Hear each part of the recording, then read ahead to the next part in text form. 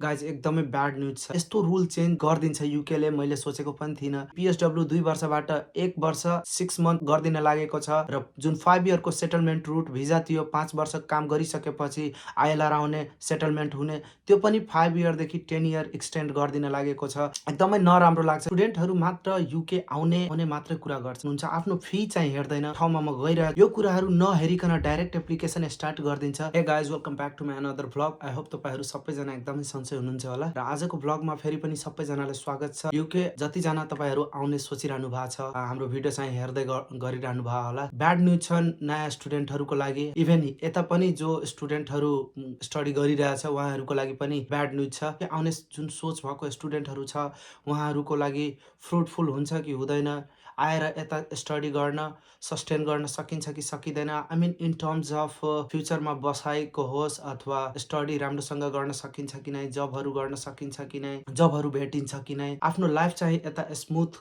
चलाउन सकिन्छ कि नै एज अ स्टुडेन्ट। जब स्टुडेन्ट भिजामा आइसकेपछि जुन चाहिँ हामी न्युज सुनिरहनु भयो होला, पिएसडब्ल्यूलाई पनि 2 वर्षबाट 1.5 वर्ष दिन लागेको छ र जुन चाहिँ हाम्रो लागि एकदमै खराब न्युज छ है। यिनीहरूले यो गर्नुको रिजनहरू बढी छ, किनभने पहिलाको जुन गभर्मेन्टहरू थियो तिनीहरूले केही गर्न सकेन। अब नयाँ जुन लेबर पार्टी आएको छ, इमिग्रेसन रोक्छु टाइपको कुरा गरेर यिनीहरूले अब कता कता के रुलहरू चेन्ज गर्छ। सो त्यस्तैमा अब एउटा ब्याड न्युज चाहिँ हामी स्टुडेन्टहरूको लागि छ हैन, जुन चाहिँ इम्प्लिमेन्ट भइसकेको छैन है।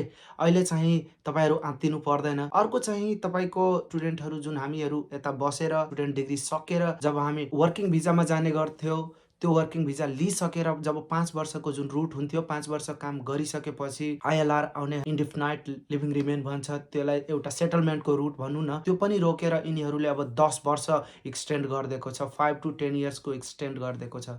यो चाहिँ अहिले चाहिँ यिनीहरूले इम्प्लिमेन्ट त गरिसकेको त छैन, जस्ट एउटा प्रपोजल राखेको छ, बिल राखेको छ। जहाँसम्म लाग्छ जब यिनीहरूले केही कुरा बिल ल्याइदियो भने त्यो पनि कति बेला चेन्ज हुन्छ त्यो चाहिँ थाहा छैन है। इभन कसैलाई पनि, कुनै पनि मान्छेलाई थाहा छैन गभर्मेन्ट बाहेक है। जहाँसम्म लाग्छ यो विदिन 2 मन्थमा यो इम्प्लिमेन्ट चाहिँ भइसक्छ। अर्को कुरा चाहिँ अहिलेको कन्डिसनमा जुन बिगनर स्टुडेन्टहरू हुनुहुन्छ, तपाईँहरू यदि सोचिरहनु भएको छ भने यो तपाईँहरूको लागि फ्रुटफुल हुन्छ कि हुँदैन, के यता आएर तपाईँहरूले जे एक्सपेक्टेसन छ तपाईँहरूको त्यो चाहिँ मिट गर्न सक्नुहुन्छ कि हुँदैन।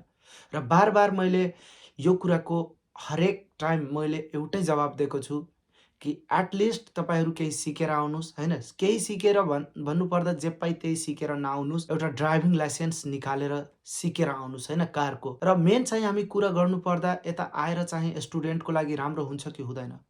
अब धेरै स्टुडेन्टहरू ब्याचलरमा आउने सोचिरहनुहुन्छ, धेरै चाहिँ मास्टरको लागि सोचिरहनु भएको छ। एउटा के सजेसन दिन्छु, जति पनि ब्याचलर लेभलको स्टुडेन्टहरू आउँदै हुनुहुन्छ, तपाईँहरू 10,000 भन्दा 11,000 भन्दा माथिको फीमा नआउनुहोस्। पहिलादेखि नै म बारम्बार भनिरहेको पनि हो र अहिले पनि फेरि पनि भन्छु, लेटेस्ट जुन चेन्जेसहरू छ त्योहरूलाई इभ्यालुएट गर्दा पनि हैन, मैले यो कुरा हेरिरहेको छु। स्टुडेन्टहरू मोस्टली 13,000 14,000 फी भएको युनिभर्सिटी आइरहेको छ र कन्सल्टेन्सीहरूले नै हो यस्तो गराउने। राम्रो रिलायबल कन्सल्टेन्सी खोज्नु र त्यहाँ चाहिँ मलाई लेस देन 10,000 फी भएको युनिभर्सिटी चाहियो। सबभन्दा युनिभर्सिटीको फीको कुरा हेर्नुहोस्, लोकेसन वाइज छोडिदिनु, किनभने प्राय भनिदिन्छ मान्छेहरूले यो ठाउँको एकदमै धेरै स्कोप छ, यो ठाउँमा जब छ। त्यस्तो हुँदैन। जब चाहिँ युके भरिमा जहीँ पनि पाइहाल्नुहुन्छ तपाईँ, तर आफ्नो जुन फी छ युनिभर्सिटी त्यो चाहिँ चेन्ज हुँदैन। एप्लाई गर्नुभन्दा पहिला नै, जब तपाईँहरू एप्लाई गरिरहनु भएको छ त्यति बेला नै हो हेर्ने यो कुराहरू। र मैले धेरै कुरा के हेरिरहेको छु, स्टुडेन्टहरू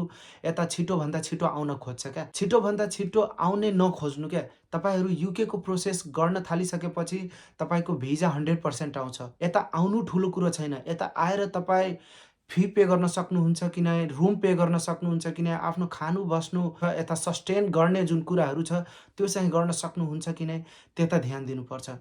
र त्यो कुराहरू नबुझिकन डाइरेक्ट तपाईँ युके आउनुहुन्छ भने दुःख मात्र पाउनुहुन्छ। ब्याचलर स्टुडेन्टहरूलाई अलिकति गाह्रो छ। मोस्टली जुन फीको बारेमा जति पनि कुराहरू भनिरहन्छु त्यो चाहिँ ब्याचलर स्टुडेन्टलाई एकदमै दुःख हुन्छ। सस्तोमा आउनुहोस्, म ब्याचलर स्टुडेन्टहरूको लागि कुरा यो गरिरहन्छु, किनभने 3 वर्षसम्म पे गर्नुपर्छ। 3 वर्षसम्म पे गर्नु भनेको it's not a small thing र यो एकदमै टफफुल थिङ्स हो है। ब्याचलरमा आउँदै हुनुहुन्छ भने तपाईँहरूले एकदमै मेन्टली र फिजिकली प्रिपेयर भएर आउनुपर्छ।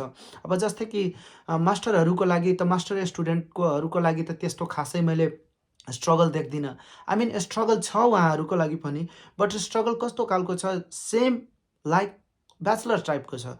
अब सुरुमा ब्याचलर स्टुडेन्ट आउने भनेकै उहाँहरू पनि बिगिनिङदेखि एकदम बेस लेभलदेखि स्टार्ट गर्नुपर्छ। मास्टर स्टुडेन्टहरूलाई पनि उहाँहरूलाई पनि बेस लेभलदेखि स्टार्टिङ गर्नुपर्छ। सो स्टार्टिङमा चाहिँ तपाईँहरूले ब्याचलर होस्, मास्टर होस्, त्यही सिचुएसन थ्रु जानुपर्छ। अब डिपेन्ड पर्छ तपाईँले आएर कस्तो ठाउँमा आउनुभयो, तपाईँको लक कस्तो हो, होइन? आउने बित्तिकै तपाईँलाई कति छिटो जब भेट्यो र तपाईँको स्किल पनि के छ, होइन? यदि तपाईँहरू ड्राइभिङ सिकेर आउनुहुन्छ भने छिटो पनि पाउन सक्नुहुन्छ, 100% पाउन सक्नुहुन्छ। यदि केही छैन भने, स्किल छैन भने, मास्टर होस्, ब्याचलर होस्, सबैलाई त्यस्तै लेभलको दुःख हुन्छ। ब्याचलर स्टुडेन्टको कम्पेरिजन भन्दा मास्टरहरूलाई एकदमै चिल छ। मास्टर स्टुडेन्टहरूलाई एकदमै राम्रो पनि छ, किनभने उहाँहरूलाई 1 वर्षको पढाइ मात्रै हुन्छ र 1 वर्ष युकेमा बिलिभ मी तपाईँहरू यति छिटो जान्छ तपाईँलाई लाग्दैन पनि कि तपाईँले स्ट्रगल गर्नुभयो। जबसम्म प्रब्लम आउँछ तपाईँको दुःखवाला पिरियडै गइहाल्छ भनौँ है। र त्यसपछि तपाईँ आफ्नो डिग्री सकाइसक्नुहुन्छ, होइन? अब पिएसडब्ल्यूमा जानु, पिएसडब्ल्यूमा एप्रुभ भएपछि पिएसडब्ल्यू अब फुल टाइम काम गर्न सकिहाल्यो। त्यसपछि फालमफाल जबहरू हुन्छ, डिफ्रेन्ट कम्पनीमा फुल टाइम कामहरूको लागि एप्लाई गर्न सक्नुहुन्छ है। र त्यसपछि वर्किङ भिजाहरूको लागि पनि अब तपाईँ हन्ट गर्न सक्नुहोस्, होइन? अब डिपेन्ड पर्छ तपाईँले कस्तो खालको कोर्सहरू पढ्न आउनुभएको हो। सो मेरो विचारमा तपाईँहरू एप्लिकेसनहरू स्टार्ट गर्नुहुन्छ जब तपाईँले सोचिरहनुहुन्छ, होइन, कि मलाई युके जानु छ, प्लिज तपाईँहरू हतार नगर्दा हुन्छ है। किनभने हतार नगरेर तपाईँले राम्रोसँग बुझेर फी तपाईँको कति छ, कुन ठाउँ जाँदा राम्रो हुन्छ, त्यो कुराहरूमा बढी चाहिँ रिसर्च गर्नु है। रिसर्च यदि तपाईँहरू गर्न सक्नु हुँदैन भने तपाईँ मेसेज गरेर मलाई मात्र होइन, तपाईँ इन्टरनेटमा पनि हेर्नुहोस्, अरू जुन साथीभाइहरू यता छ पक्कै पनि होला, उहाँहरूलाई मेसेज गरेर सक्दो सोध्ने गर्नु है।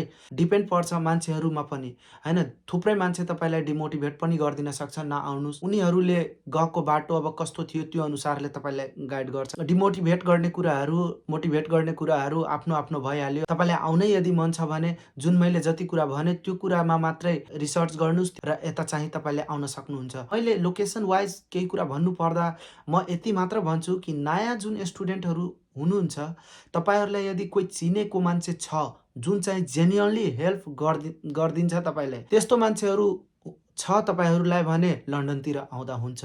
नभए तपाईँहरू आउटसाइड लन्डनतिर आउने कोसिस गर्नु, किनभने आउटसाइड लन्डनमा तपाईँको लिभिङ एक्सपेन्सेस चाहिँ कम हुन्छ। धेरै कुराहरू एक्सप्लोर गर्न सक्नुहुन्छ, धेरै ठाउँहरू बुझ्न सक्नुहुन्छ। अहिलेको सिचुएसनमा म के देखिरहेको छु, आउटसाइड युनिभर्सिटी महँगो भइरहेछ र इनसाइड लन्डनको युनिभर्सिटीहरू एकदम चिप भइरहेछ।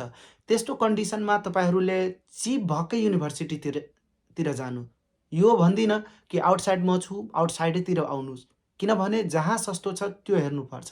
लन्डनतिर यदि सस्तो छ भने लन्डनतिर जानुहोस्, 2 जना 3 जना मिलेर बस्नु सुरुमा। त्यसरी चाहिँ एकोमोडेसनहरू जति पनि जे कुराहरूको हाफ हुन्छ त्योहरू गरेर त्यसरी म्यानेज गरेर बस्नुहोस् सुरुमा। सुरुमा स्ट्रगल हेर्नुहोस्, सबैलाई गर्नुपर्छ। आउने बित्तिकै सबै राम्रो गर्न थालेको छैन है। स्ट्रगल सबैले फेस गरेको छ। डिमोटिभेट भइरहेछ, अरूले जब पाउँदैन, कामै छैन युकेमा, फी पे गर्न सकिँदैन, त्यस्तो कुराहरू सोचेर डिमोटिभेट नहुनुहोस्। र यदि भिडियो मन पर्यो भने तपाईँहरू भिडियोलाई लाइक गर्नुहोला, कमेन्ट गर्नुहोला। यदि केही पनि क्वेसन छ भने मलाई इन्स्टामा पनि मेसेज गर्न सक्नुहुन्छ र च्यानललाई सपोर्ट गर्नुहोस् यस्तै। र यति धेरै माया गरिरहनु भएको छ, थ्याङ्क यू सबैजनालाई। See you in next video guys, bye by.